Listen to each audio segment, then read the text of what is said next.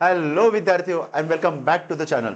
बच्चों, हम लोगों ने हमारा माइक्रो इकोनॉमिक्स का सेकंड चैप्टर स्टार्ट किया था, जिसमें हम लोगों ने कंज्यूमर बिहेवियर के बारे में कुछ चीजें जाना। जिसमें सबसे पहले हम लोगों ने देखा टीयू एमयू में क्या रिलेशनशिप है। उसके बाद हम लोगों ने देखा लॉ ऑफ डिमांड। नेक्स्ट हम लोगों ने देखा consumer equilibrium in case of single commodity, in case of two commodity. Last class में हम लोगों ने देखा ऑर्डिनल अप्रोच, जिसमें इंडिफरेंस कर और मोनोटोनी प्रेफरेंस, ये सारी चीजें हम लोगों ने देखी। आज हम लोग आ गए हैं लास्ट टॉपिक पे और आज हमारा ये चैप्टर हो जाएगा खत्म। लास्ट टॉपिक है और इंपॉर्टेंट टॉपिक है और टॉपिक का नाम है बच्चों कंज्यूमर बजट। तो चलिए आज का हमारा क्लास शुरू करते हैं। तो जैसा कि बच्चों टॉपिक का नाम है कंज्यूमर बजट। अब बच्चों बजट मतलब क्या? जैसे फॉर एग्जांपल आपके पापा का जो भी सैलरी होता है, मान के चलो 1 लाख रुपीज अगर सैलरी है, तो मम्मी इसका बजट बनाती है कि भैया पैसा कहां कहां जाएगा। फॉर एग्जाम्पल एजुकेशन में कितना पैसा देना है, स्कूल की फीस कितना पे करना है। फॉर एग्जाम्पल इलेक्ट्रिसिटी का बिल पे कितना करना है, वाटर का बिल पे कितना करना है, रिचार्ज का बिल कितना पे करना है, रेंट का, ये सारी चीजों का क्या बनाते हैं? एक बजट। मतलब जितना इनकम आया उसके हिसाब से आपका बजट बनता है। मतलब इनकम ज्यादा होगा तो बजट भी आपका ज्यादा, इनकम कम तो बजट भी कम। अब यहां पे हम लोग बजट पढ़ रहे हैं कंज्यूमर का।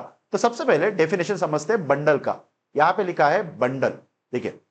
अगर consumption bundle is a set of goods that consumer may choose to consume. इसमें आप लोग अंडरलाइन कर लो, set of goods. Set of goods मतलब क्या होता है मैं अभी समझाता हूं आप लोगों को। चलिए अब इसमें देखिए, नेक्स्ट इसमें लिखा है the consumption bundle is any combination of cup of T and coffee that person choose.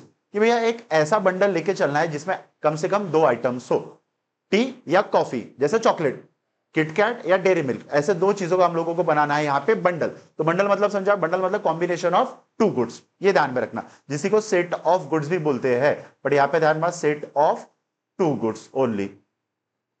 चलिए अब आगे लिखा है बजट सेट। अब बजट सेट का हम लोग सिंपल डेफिनेशन देखते हैं, नीचे देखिए।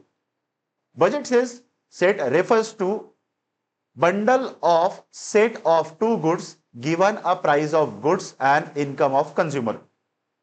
It is a combination of 2 goods expense on which can be afforded by consumer। अब बहुत सारी चीजें लिखा, पर जब तक हम लोग इसको प्रैक्टिकली नहीं करेंगे तब तक आपको समझ में नहीं आएगा। तो एक एग्जांपल के समझते देखिए। सबसे पहले लेट्स से एन एग्जांपल कि मान के चलो कि आपको मैंने 100 रुपए दिया, 100 रुपीज, और आपको मैंने बोला कि बच्चों आपको 2 चीजें खरीदना है, 2 चॉकलेट। एक मान के चलो किटकैट और एक डेयरी मिल्क। एक हो गया किटकैट और एक हो गया डेयरी मिल्क। अब किटकैट का प्राइस है 20 रुपए और डेयरी मिल्क का प्राइस है 10 रुपए। बट शर्त यह है कि बच्चों 100 रुपए का पूरा 100 रुपए खर्च होना चाहिए, ना उससे 1 रुपया ज्यादा ना उससे 1 रुपया कम। तो हम लोगों को क्या करना है, अलग अलग बंडल्स देखना है, अलग अलग कॉम्बिनेशन देखना है इसके, कि हम लोग कितना क्वांटिटी कितना परचेस कर सकते हैं। तो चलिए लेट्स से एन एग्जांपल। देखिए मैंने आप लोगों को दिया 100 रुपए और मैंने बोला आप लोगों को 2 चीजें खरीदना है, एक 20 रुपए वाला एक प्रोडक्ट और एक 10 रुपए वाला प्रोडक्ट। अब सुनो, अलग अलग कॉम्बिनेशन है। जैसे यहां पे अगर आप देखो कि कॉम्बिनेशन गुड्स एक्स जिसका प्राइस दिया है 20, जैसे गुड्स एक्स में हम लोगों ने लिया था यहां पे किटकैट, और गुड्स वाई में आप ले लो डेयरी मिल्क। ये 2 चॉकलेट्स आपको खरीद रहा है, किटकैट 20 रुपए का आ रहा है तो डेयरी मिल्क 10 रुपए का आ रहा है। अब यहां पे मनी स्पेंड कितना होना चाहिए? पूरा का पूरा 100, क्योंकि मैंने आपका बजट कितना रखा है 100 रुपए। तो चलिए देखते हैं कि 100 रुपए खर्च होता क्या।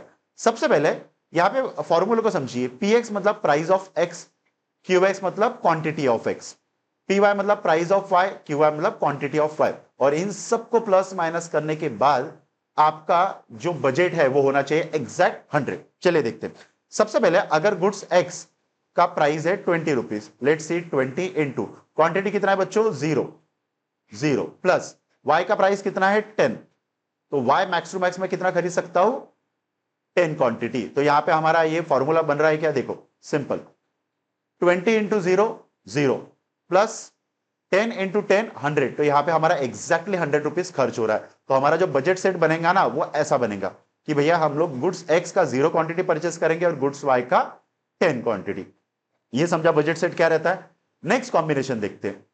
नेक्स्ट कॉम्बिनेशन 20 रुपीज का अगर मैं एक किटकैट खरीदता हूं तो 10 रुपए के मैं कितने quantity of dairy milk purchase कर सकता हूं? बोले सर 8। देखो 20 × 1 20 और 10 × 1 80, तो 20 रुपीज का आप लोगों ने खरीदा किटकैट और 80 रुपीज का आप लोगों ने खरीदा डेयरी मिल्क। तो टोटल खर्चा कितना हुआ आपका? Exactly equal to 100। तो यहां पे बजट सेट कैसे बनेगा? 1 and 8, राइट।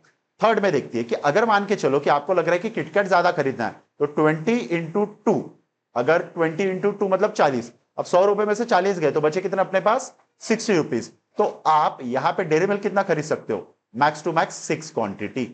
तो यहां पे हो गया आपका 100। तो ये आपका बना 2 और 6। ये बजट से समझ में आ रहा है आपको?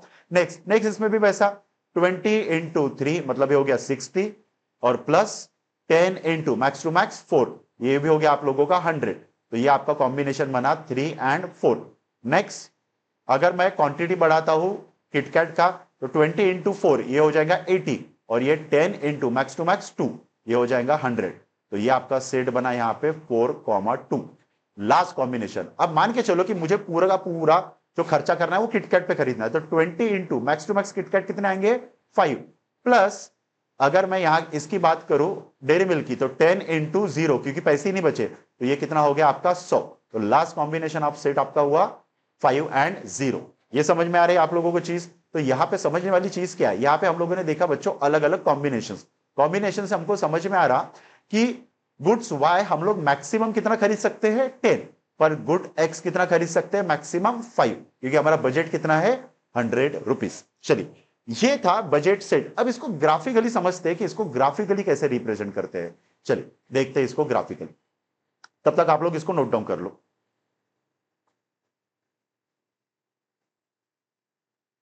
चलिए मैं यहां पे ग्राफ बना रहा हूं।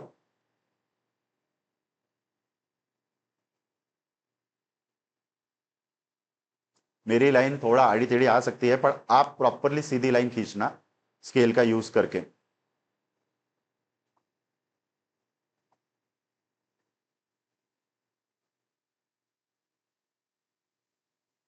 चलिए लेट्स सी, ये एक्स एक्सिस और ये वाई एक्सिस। अब यहां पे एक्स एक्सिस पे हम लोग लेते हैं गुड्स एक्स को, और यहां पे लेते हैं हम लोग गुड्स वाई को। यहां पे मैं लेता हूं गुड्स वाई, मतलब क्या है आपका? किटकैट। और यहां पे मैं लेता हूं गुड्स एक्स, मतलब आपका है, एक minute, just a minute, oh sorry उल्टा हो गया। ओके, ये है आपका डेयरी मिल्क और ये है किटकैट। अब इसका ग्राफ कैसे बनेगा समझो।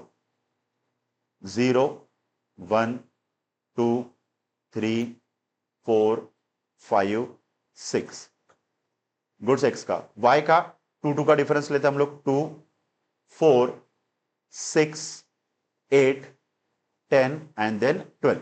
फर्स्ट कॉम्बिनेशन देखो, फर्स्ट सेट 0 और 10, तो x हुआ 0 और y हुआ 10, यहां पे इंटरसेक्ट किया, ये बना आपका फर्स्ट। यहां पे मैं ब्रैकेट में लिख लेता हूं 0 and 10। सेकंड 1 और 8, तो x हो गया 1 और y का हो गया 8, ये बना आपका कॉम्बिनेशन बी, 1, 8। सेकंड में यहां पे आपका बना 2 और 6, ये हुआ कॉम्बिनेशन सी, 2 and 6। फिर थर्ड में क्या बना आपका बच्चों? थर्ड में आपका बना ये 3 and 4, यहां पे डी मैं ब्रैकेट में लिख लेता हूं, 3 and 4। फिर फोर्थ में कितना बना आपका? फोर्थ में 4 और 2, ये 4 और ये 2, ये बना आपका ई कॉम्बिनेशन, 4 and 2। और लास्ट में 5, 0, तो x हो गया यहां पे 5 और y हो गया 0, तो ये इसको हम लोग बोलेंगे कॉम्बिनेशन f, 5 and 0। अब बच्चों इसको अगर ग्राफिकली रिप्रेजेंट करेंगे ना, तो यहां पे जो आपका कर्व बनेगा वो देखिए कर्व कैसा बन रहा है आपका, एग्जैक्टली स्ट्रेट लाइन। मेरा थोड़ा आगे पीछे आएगा, बट आप लोग इसको प्रॉपरली करो। एग्जैक्ट क्या बनेगा इसका? Straight line. तो पीपीसी में हम लोगों का बना कॉनकेव, ठीक है। लास्ट इसमें इंडिफरेंस कर्व में बना कॉन्वेक्स, और बजट लाइन में कौन सा कर्व बनता है? Straight line. आप करके देखना इसको, ये चीज समझ में आ रही? चलिए अब आगे बढ़ते हैं हम लोग, इसको आप नोट डाउन कर लीजिए, फटाक से नोट डाउन कर लीजिए। अब हम लोग बढ़ते हैं आगे।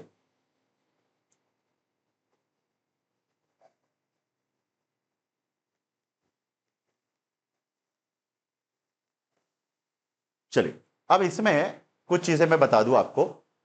जैसा फॉर एग्जांपल यहां पे अगर मैं बात करूं, ये जो लाइन बनी ना, ये बजट लाइन, इसको हम लोग सिंपल बोलेंगे बजट लाइन।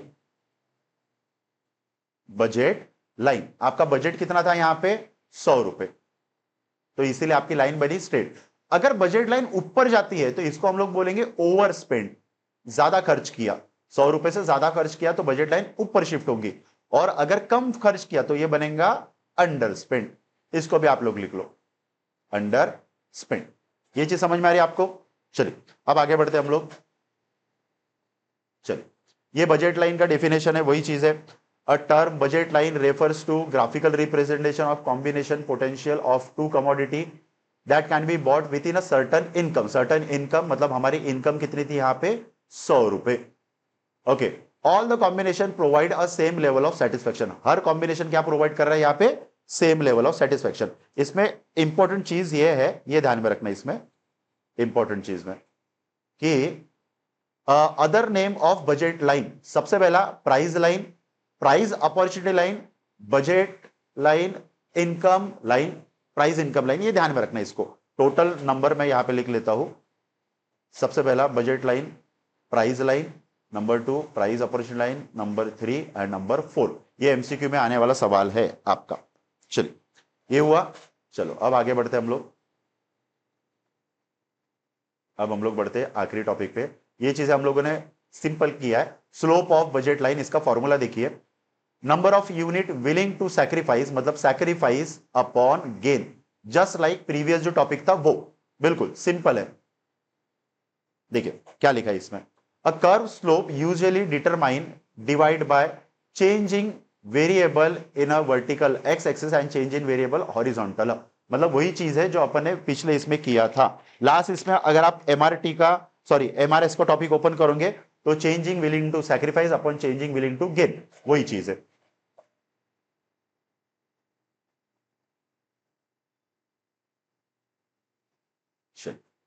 ओके, ये है प्रॉपर्टीज ऑफ बजट लाइन, इसको भी ध्यान में रखिए बच्चों। प्रॉपर्टीज ऑफ बजट लाइन, सबसे पहला बजट लाइन डाउनवर्ड स्लोपिंग होता है और स्ट्रेट लाइन होता है। चलिए चलिए आगे बढ़ते हैं। ओके, नेक्स्ट इसमें ये भी चीजें ध्यान में रख सकते हैं आप। There is parallel shift rightward and leftward due to changing income. मतलब बजट लाइन जो है ना बच्चों, जैसे अभी अपन ने जो बजट लाइन बनाई थी सिंपल, ये अब ये राइटवर्ड भी शिफ्ट हो सकती है और लेफ्टवर्ड भी। इसको हम लोग बोलेंगे राइटवर्ड शिफ्ट, इसको हम लोग बोलेंगे लेफ्टवर्ड शिफ्ट। अब ये कैसे होता है वो हम लोग थोड़ा सा समझने की कोशिश करते हैं। देखिए सबसे पहला, effect of changing income of consumer. ये टॉपिक ओपन कीजिए आप, देखिए क्या लिखा है। चलिए देखते हैं। जैसा effect of changing income of consumer में क्या है, यहां पे लिखा है देखो, there is change in income of consumer then the budget line will shift. अगर इनकम आपका इंक्रीज होता है तो बजट लाइन भी चेंज होगा। जैसे अभी मैंने आप लोगों को इनकम दिया था 100 रुपए, मैंने बोला था बच्चों कि आपको 100 रुपए में खर्च करना है। अगर ये 100 रुपए का मान के चलो कि मैं अगर 120 करता हूं तो 100 रुपए में आपका जो बजट लाइन बना वो ये बना। और अगर 120 करता हूं तो ये ऊपर जाएगा, सिंपल सी बात है। और अगर मैं आपका बजट कम करता हूं, मान के चलो 80, तो ये कहां आएगा? नीचे। तो ध्यान में रखना बच्चों, यहां पे अगर इनकम इंक्रीज होता है तो आपका बजट लाइन जो है वो शिफ्ट होगा राइटवर्ड। ये ध्यान में रखना, कहां शिफ्ट होगा? Rightward shift. मतलब ये जो बी से बी1 हुआ है ना, बी से बी1 हुआ है, ये हम लोग बोलेंगे राइटवर्ड शिफ्ट हुआ। नेक्स्ट हम लोग देखते हैं कि अगर इनकम हमारा डिक्रीज हुआ तो बजट लाइन कहां जाएगा? बजट लाइन आप सिंपल बताइए, बजट लाइन क्या होगा बच्चों? यहां पे leftward shift. Leftward shift, left मतलब बी से कहां पे जाएगा? आप खुद ही बताइए सर, बी से ये जाएगा बी2 पे। मतलब ये हो गया आपका राइटवर्ड शिफ्ट और ये हो गया आपका लेफ्टवर्ड शिफ्ट। ये था अगर इनकम में चेंज आया तो बजट लाइन में क्या चेंज आएगा। अब हम लोग देखते हैं कि अगर प्राइस में चेंज आया तो क्या होगा। प्राइस में चेंज, दोनों कमोडिटी के प्राइस में चेंज आ सकता है या सिंगल एक एक का। अब जैसे यहां पे लिखा है the change in price of both commodity, when the price of both commodity change the budget line will shift. अगर दोनों का प्राइस चेंज हुआ तो बजट लाइन भी शिफ्ट होगा, बिल्कुल वैसा। जैसा अभी यहां पे हम लोग मैक्सिमम कितना खर्च कर रहे थे बच्चों, यहां पे हम मैक्सिमम खर्च कर रहे थे 20 रुपए और यहां पे इसका प्राइस कितना था 10।